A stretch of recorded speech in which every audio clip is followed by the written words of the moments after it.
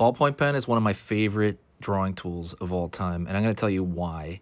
I'm going to talk about it through the next 10 minutes here, so if you have 10 minutes, chill out, and I am going to mention why this is important to use and why everyone should kind of use a ballpoint pen at some point. The ballpoint pen is permanent, and I understand that for me personally, I felt very afraid to use pen for so long. It just felt, I mean, the obvious, right? You make a mistake, it's stuck there forever. You can't get rid of it. You can't do anything about it. This one's a little different, I would say. What a goofy little figure thing here. This is actually an old sketch I'm working on. But the reason this is different is because if you look at this kind of pen right here, and the ballpoint pens are these little crummy pens they have, like at Walmart or anything like that, sitting on the desk. So the reason I like these is because you can kind of go very light. See how light that is right there? I don't even know if you can see it.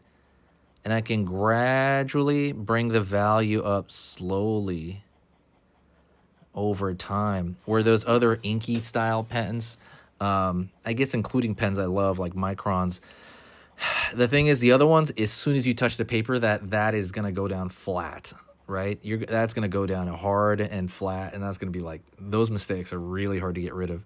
These mistakes right here are much easier because you can kind of iron them out by maybe shading or sketching in different areas, and you can kind of build up slow, so you kind of can prepare yourself for what's coming next. But at the same time, you can take something like, let's take this arm right here. We got our like monster figure, and I'm thinking, you know what? I want to get exact with my lines, right? And I want to put a little bit of a design there. Let's say it's some sort of, I forgot what this portion of it's called. Gauntlets down here. I forgot what the shoulder's called.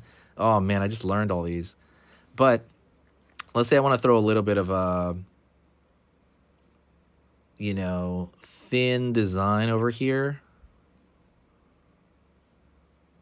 I can actually put it down right there, right? Pretty well too. If you go down, like, it's a pretty good line.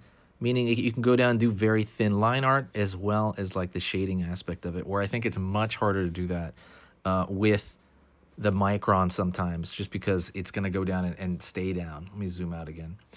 So the fact that we can do small detail on this is really cool.